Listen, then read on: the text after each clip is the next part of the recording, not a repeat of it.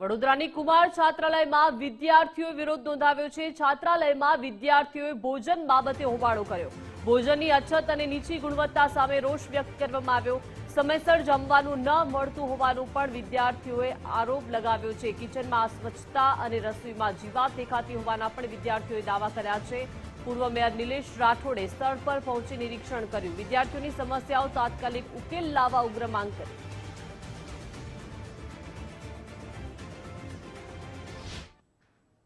અધિકારીઓના લીધે આ છોકરાઓને ગેસના બાટલનો આ 2 દિવસથી કે 1 દિવસથી પ્રોબ્લેમ છે, આપણે એક્સેપ્ટ કરીએ।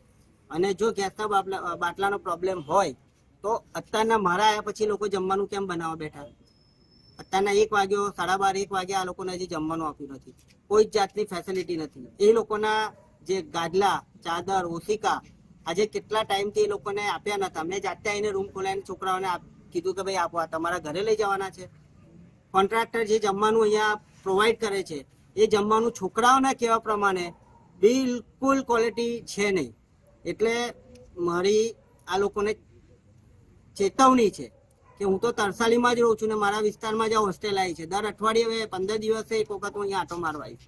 અને જે કંઈ બી અત્યાર સુધીનું થયું છે એની તમામ રજૂઆત હું અમારા શહેરના જે મંત્રી છે મનીષાબેન વકીલ એમને ચોક્કસ આ છોકરાઓને લઈને જઈને કહીશ કે ગવર્મેન્ટ જ્યારે આટલી ફેસિલિટી આપતી હોય, આટલા રૂપિયા ખર્ચતી હોય છોકરાઓને બનાવવા માટે, છોકરાઓને રહેવા માટે, તો અધિકારીઓ અને કોન્ટ્રાક્ટરના પાપે જે આ છોકરાઓએ ભોગવવું પડ્યું છે એની રજૂઆત 100% કરવામાં કે એ પહેલા પણ ગેસનો બોટલ હતા તોય છતાં જમવાનું સારું નહોતું।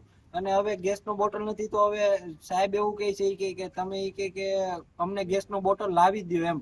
તો અમે એ કરવા ગેસના બોટલ લાવવા અમારા મા બાપે અહીં મોકલ્યા છે કે પછી અમને ભણવા માટે મોકલ્યા છે?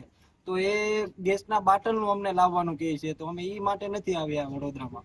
અને જોઈએ તો મહેશ દેસાઈ કરીને એક સર છે જે અહીંના વોર્ડન છે, એ એવું કહે છે કે અમારા થકી તમે કે આ હોસ્ટેલમાં રહો છો એમ। અને અમે કાંઈ એના લીધે નથી અહીંયા રહેતા, અમે તો અમારા કહેવાય ને કે મેરિટ ઉપર રહીએ છીએ અહીંયા।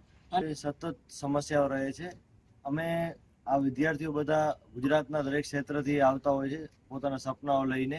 વડોદરા જેવા મહાનગરમાં MS યુનિવર્સિટી, પારુલ યુનિવર્સિટીમાં અભ્યાસ કરે છે।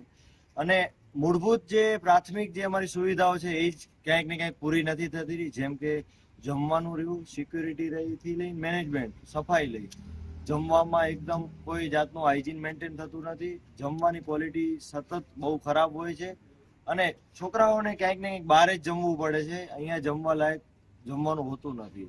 બીજું જોવા જઈએ તો શિયાળામાં ગરમ પાણી મળતું નથી થી લઈને ઘણી બધી સમસ્યાઓ આ હોસ્ટેલમાં રહી છે। મેનેજમેન્ટ ક્યાંક ને ક્યાંક જ્યારે સરકાર આટલો બધો ખર્ચો કરતી હોય છે, આ બધા વિદ્યાર્થીઓ મેરિટ થ્રુ આવ્યા છે, એમના પાછળ આટલો બધો ખર્ચો સરકારનો થતો હોય છે, તે છતાં અધિકારીઓ અને કોન્ટ્રાક્ટરના બાપે જે અમને વંચિત રહીએ છીએ સુવિધા છે।